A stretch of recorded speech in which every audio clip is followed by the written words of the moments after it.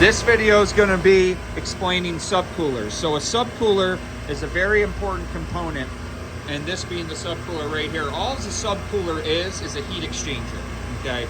It's just like an evaporator coil.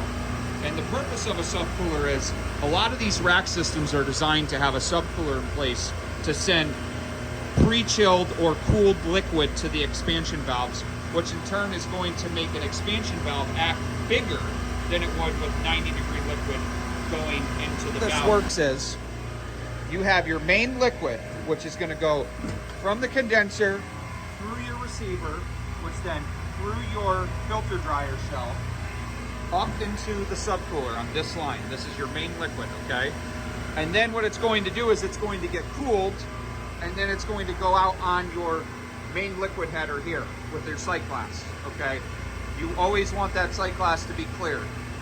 A subcooler will not run unless you have plentiful gas in the rack. If you don't have enough gas, because subcoolers do use a lot of refrigerant to run.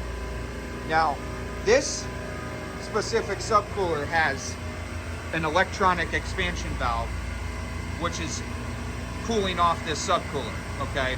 Instead of having a mechanical expansion valve, you have an electronic expansion valve. At this store, we have a Sporlan subcool control. So, your Sporlan subcooler controller right now is showing that we're running 51 degrees. Now, you can control all your settings as far as what you want your liquid outlet temperature to be coming off of the subcooler. You can also control the expansion valve superheat, right, all in that controller. This is the best setup because you have electronic expansion valve. It's a stepper, okay? And this is just going to regulate the temperature, also the superheat, because you don't want to be running low superheat because you can flood out your suction header to your rack since it's so close. The best way is to have a mechanical EPR, which we have here. We have a Flowcon right here, which is just a standard EPR. And the best thing about this is you can set your evaporator pressure to a desired temperature so it runs all the time. Your mechanical TXV won't be able to regulate your superheat as good as an electronic stepper such as this. So this is going to regulate your superheat of your evaporator, also your temperature going out on your main liquid line here. And with a set EPR, it's going to keep this evaporator roughly at the same temperature all the time.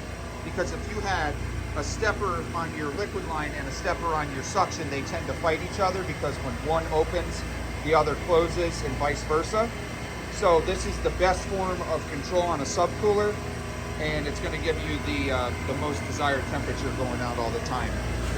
Things to look for on this: you do have ports on your suction and on your liquid as well.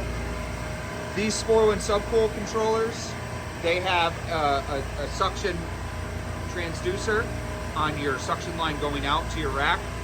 So always make sure that's working. That's a common failure point. And then also make sure that you have your temperature sensors that are working as well. So this is your liquid outlet temperature sensor right here.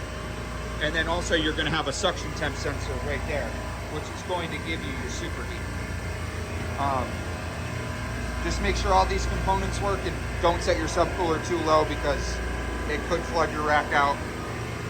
This is one of the last things you want to look at. So just make sure you have